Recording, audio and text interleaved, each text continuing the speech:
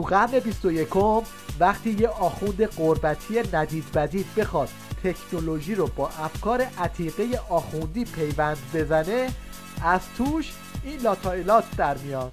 خیلی ساده میگم، کارها تو عالم بر دو دسته‌ایه، کارهای نرم افزاری و کارهای سخت افزاری. کارهای نرم افزاری قطعاً به عهده زنان باید باشه، مگری که ضرورتی اقتضا بکنه نباشه زنی، مرد بره انجام بده. ولی بازاریابی کار زنان نیست، رانندگی ماشینی سنگین کار زنان نیست، بعد کار مهندسی عمران کار خانم‌ها نیست. زن‌ها میخواید با مردم مسابقه بدید، 10 تا مسابقه رو خدا گفته برید با هم دیگه مسابقه بدید، روی مردان هم کم بکنید. ولی مسابقات فوتبال کار زنان نیست، والیبال کار زنان نیست. ولی دنبال قهرمان بازی و کم کردن روی مردا نباشه. به خودشون لطفه میکنن، میتونن حرف منو امول بازی بدونن بذارن کنار، اشکال نداره. اینم یک نمونه عینی از کارکرد سخت افزار و نرم افزار آخوندی در مصاحبه خانوادگی با یه آخوند. ولی یه نکته میخوام خدمت همسر محترمتون عرض بکنم. اتفاقی که در محضر، در حضور، در میدان مراودات متدینین مذهبیون و نظیر اینها اتفاق میفته، این بو و رایحه به این اندازه که در میدان و محضر وجود داره، تو تلویزیون و اینترنت و اینا وجود داره واقعا. شما نظرتون چیه سرکار خانم؟ اول حاج آقا نظرشونو بگن، چون بیشتر رسانه‌ای هستن. ما الان یه مرکزی داریم شما حداقل شنونده و بیننده و مصرف کننده که هستین اگر تولید کننده نباشین. بله. چون بزرگواران جهت اینکه این سکونت و سکینه منزل رو فراهم میکنن، ما پیش قدم بشیم تو این کار. خب. مرکزی داریم تحت عنوان کانون خورشید. سکونت و سکینه منزل دو تا عبارت نیست، یه دنیا کاره.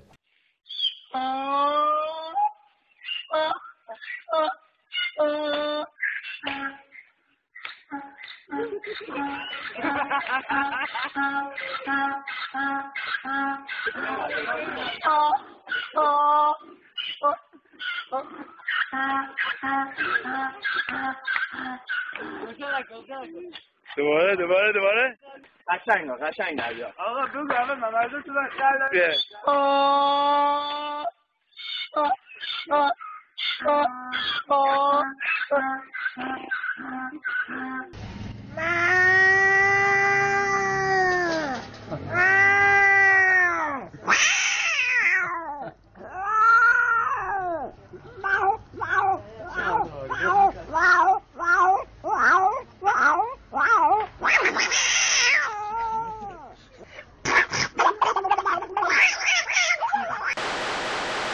بازم بزبز قندی و یه اعتراف تنوری درباره میزان استقبال مردمی از تنور جنگ ضد میهنی.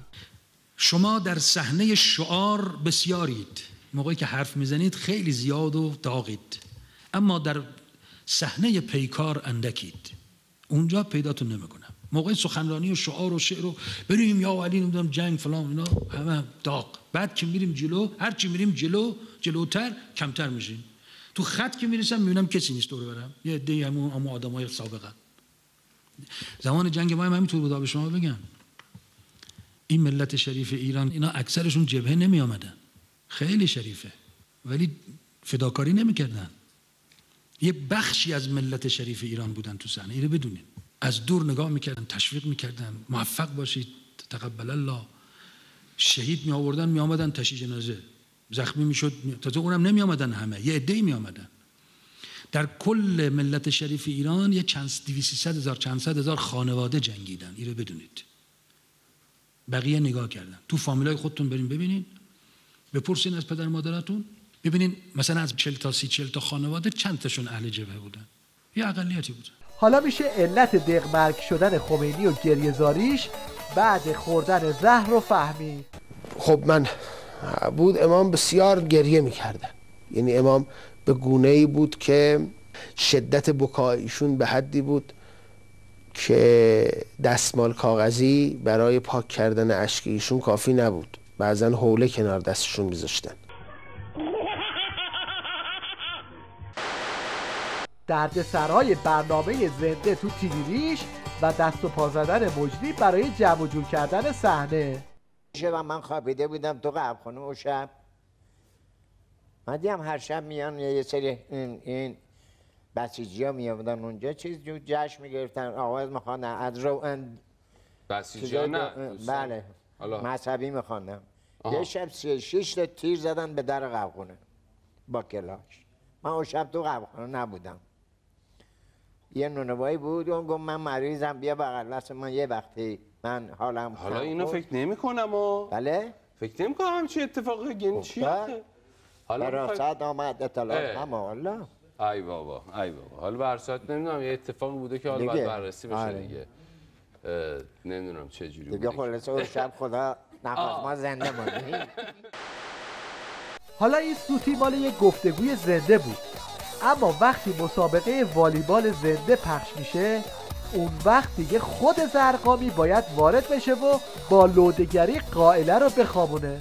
برادر عزیزمون آقای علی آقای مطهری چون ذکر خیرشه من میگم، چون خیلی هم فوتبالی علاقه داره، زنگ میزنه مرتب که آقا اون فوتبال چرا پخش نشد، برزیل انگلیس خیلی خوب بود شما پخش نکردید. من میگم راست میگی امشب پخش میکنیم، ولی همینقدر که فوتبالیه اون وقت پدر ما هم در میاره. بعدش زنگ میزنه میگه آقا تو جمعیت یه خانومی بود که آستین کوتاه بود. من میگم من ندیدم اینو، فردا نوارشو میارم تو اتاق من، این فیلمو میاریم تو اون دقیقه‌ای که ایشون دیده میذاریم اسلو موشن میکنیم، آروم که رد میشه میبینیم تو جمعیت میبینیم راست میگه، یه خانومی آستین کوتاه پوشیده اونجا.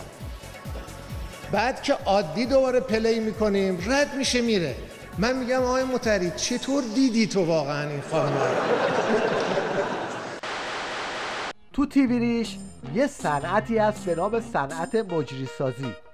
مجری میده بیرون در انواع و اقسام سایزا. حالا این مجری ندید بدید اومده ابتکار بزنه، صنعت تو صنعت کرده، صنعت آبگوره‌گیری تو صنعت مجری سازی. نتیجه شده این قبر تاریک دیگه، خب یک گودالیه، ما که عادتی نداریم. 1.5 متر اگر عمقش باشه مثلا چه مقدار ارزش باشه اینها. معصوم میگه ابکیل وحشت قبری، ابکیل ظلمت ضیق لحدی و ظلمت قبری. این روایت رو بشارتاً برای چرا به جای گلباران تیرباران کردن؟ من تعمداً این اشکال رو پاکش نمی کنم.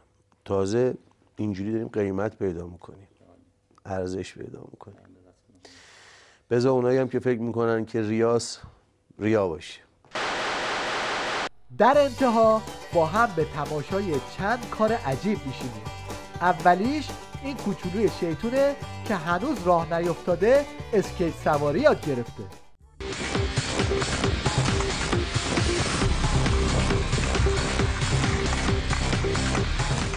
از این عجیب‌تر شیرینکاری این بابا بزرگ سرحاله که یه بار دیگه ثابت میکنه که دود از کنده بلند میشه.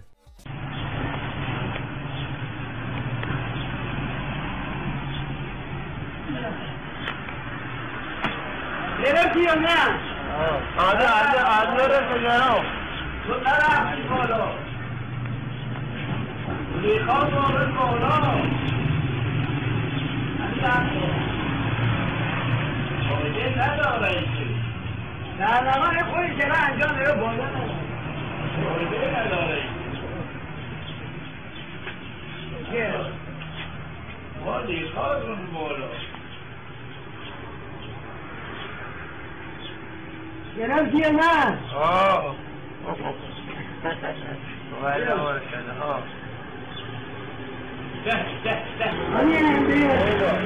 از شیرینکاری های دوران خردسالی و سالخوردگی که بگذریم میرسیم به دوران پرشر و شور جوانی که اونم برای خودش دنیایی داره.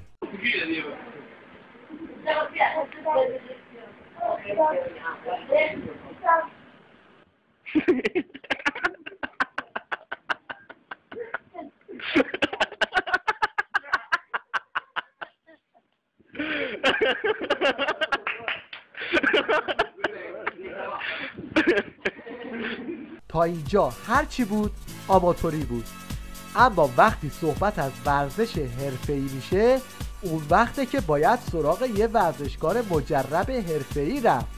منتها خبر تو خبر انجام این حرکت رو به هیچ کس پیشنهاد نمیکنه.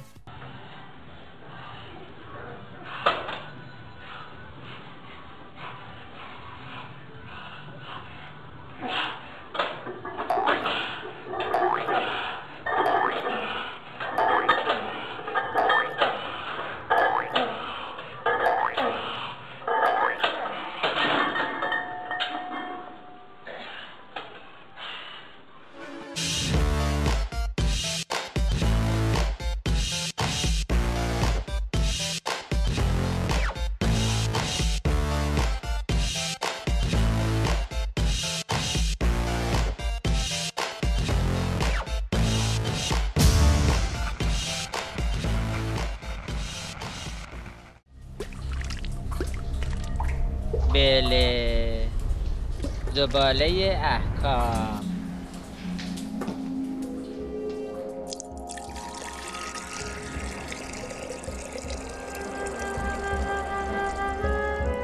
بله